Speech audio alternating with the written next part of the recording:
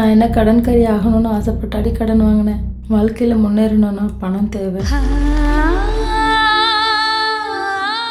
நல்ல ஒரு கான்செப்ட் வருது, அதில் சேருங்கன்னு சொல்லி ஒருத்தன் சொன்னான். மேடம் உங்க கடின உழைப்புக்கு இன்னும் 2 வருஷத்துக்குள்ள நீங்க கோடீஸ்வரி மேடம். மேடம் கொக்கருக்கு ஒன்று ஒரு கான்செப்ட் மேடம்.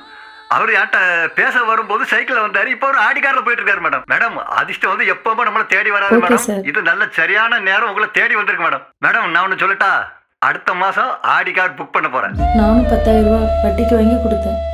ஒரே மாதம் அந்த கம்பெனிக்காரே ஓடி போயிட்டான். அன்னைக்கு 10,000 ரூபாய்க்கு வட்டி கட்ட ஆரம்பித்தேன். வருஷமும் 5 ஆச்சு.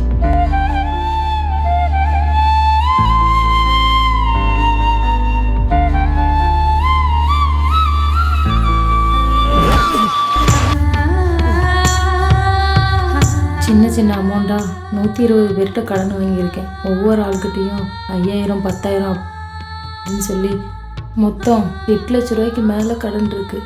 மாதம் 70,000 ரூபாய்க்கு மேலே வட்டி கட்ட வேண்டியிருக்கு. அந்த காசு இந்த காசுன்னு சொல்லி மாதம் 50,000 ரூபா வட்டி கட்டிடுறேன். 20,000 ரூபாய்க்கு அவன்கிட்ட இவன்ட்டுன்னு புரட்டி வட்டி கட்டுறேன்.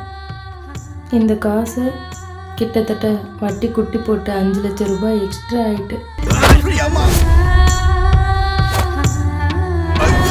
பணம் என்னடா, பணம் பணம் குணம் தானடா நிரந்தரம். ஒரு இடம் கிடந்துச்சு, அது உனக்கு கரகரன்னு வந்துச்சா? அதையும் வித்து வாயில போட்டியா? லோன் வாங்கி 4 மாதம் ஆச்சு, இது வரைக்கும் ஒரு டியூ கூட கட்டலை. நீ என்னம்மா சொத்தை தானே திங்கிறீங்க? இப்படிலாம் பண்ணீங்கன்னா நான் எப்படிமா பிழைக்கிறது? இவ்வளோ வட்டியை எப்படி கட்டன்னு எனக்கே தெரியல. ஐயா, நேற்று ஒரு தரிசனம் கண்டேன். இன்று தீர்க்க தரிசனமாக உங்களிடம் அறிவிக்க வந்துள்ளேன். சுமார் 50-55 வருடத்துக்கு முன்பு நீங்கள் ராஜ குடும்பத்தில் பிறந்தவர்கள். ஆனால் உங்கள் தந்தையோ நீங்களோ செய்த தொழிலால் இன்று வறுமையில் வாடுகிறீர்கள். என்னம்மா இந்த ஆளு வந்து பொய்யா சொல்லிக்கிட்டு இருக்கான்? தாமத்தையா வந்தாராம், பொய்யா சொன்னாராம், பையா எடுத்து போனாராம் பணத்தை.